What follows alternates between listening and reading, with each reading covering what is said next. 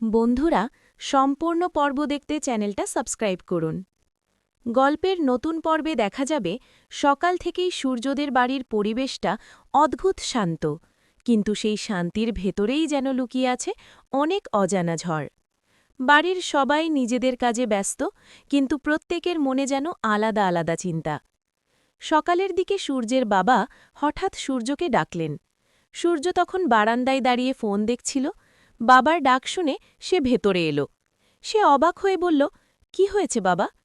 সূর্যের বাবা শান্ত গলায় বললেন, একটু প্রস্তুত হয়ে নে, তোকে আর সোহাগকে নিয়ে বাইরে যেতে হবে। সূর্য ভ্রুকুচকে বলল, কোথায়? সূর্যের বাবা ধীরে বললেন, মন্দিরে। এই সময় সোহাগও ওখানে এসে দাঁড়িয়েছিল। কথাটা শুনে সে একটু অবাক হয়ে গেল। কিছুক্ষণ পর তিনজন গাড়িতে করে মন্দিরের দিকে রওনা দিল। মন্দিরে পৌঁছে সূর্য অবাক হয়ে বাবার দিকে তাকিয়ে বলল, বাবা, তুমি আমাদের এখানে নিয়ে এলে কেন?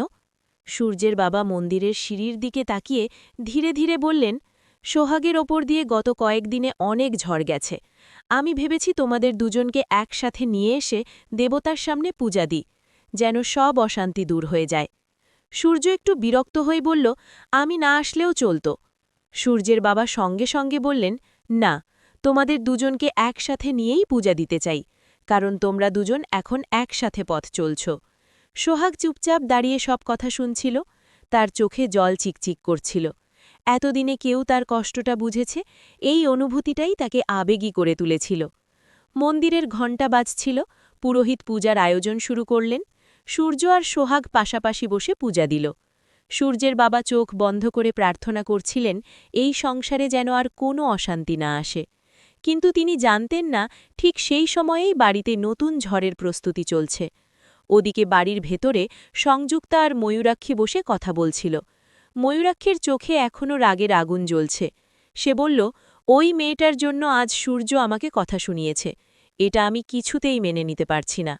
সংযুক্তা ঠান্ডা গলায় বলল, তাহলে বসে থাকলে হবে না, কিছু একটা করতে হবে। ময়ূরাক্ষী বলল, কিন্তু কি করব? সংযুক্তা একটু ভেবে বলল, সোহাগকে এমন একটা ফাঁদে ফেলতে হবে যাতে সূর্য নিজেই তাকে সন্দেহ করে। ময়ূরাক্ষীর চোখ চকচক করে উঠল। বলো, তুই কি ভাবছিস?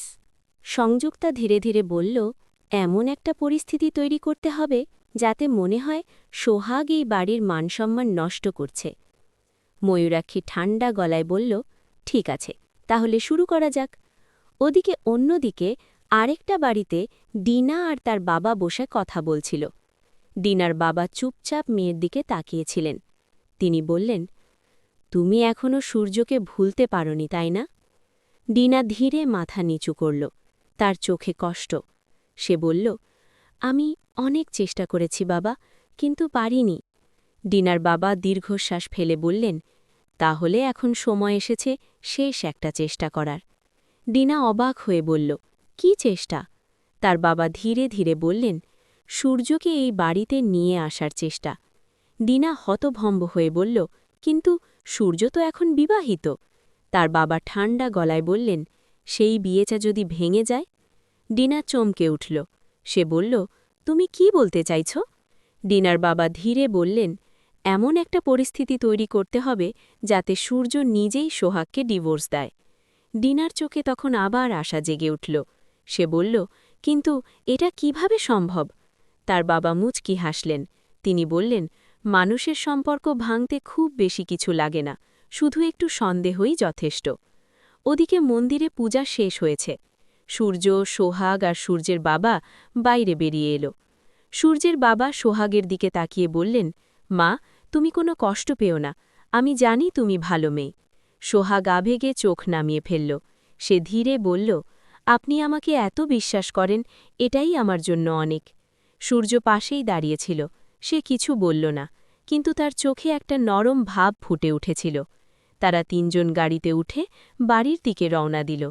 কিন্তু বাড়িতে ফিরে তারা যে দৃশ্য দেখতে যাচ্ছে তা কেউই কল্পনা করতে পারেনি, কারণ এর মধ্যেই সংযুক্তা আর ময়ূরাক্ষী তাদের নতুন ষড়যন্ত্র শুরু করে দিয়েছে।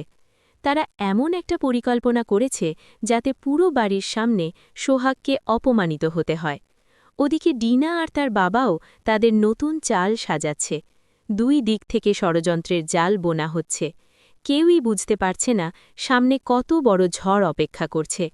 সূর্য কি এই ষড়যন্ত্রের সত্যটা বুঝতে পারবে, নাকি সন্দেহ আর ভুল বোঝাবুঝির কারণে সে সত্যি সোহাগকে ডিভোর্স দিয়ে দেবে? আর ডিনা কি সত্যিই সূর্যকে নিজের জীবনে ফিরে পাবে?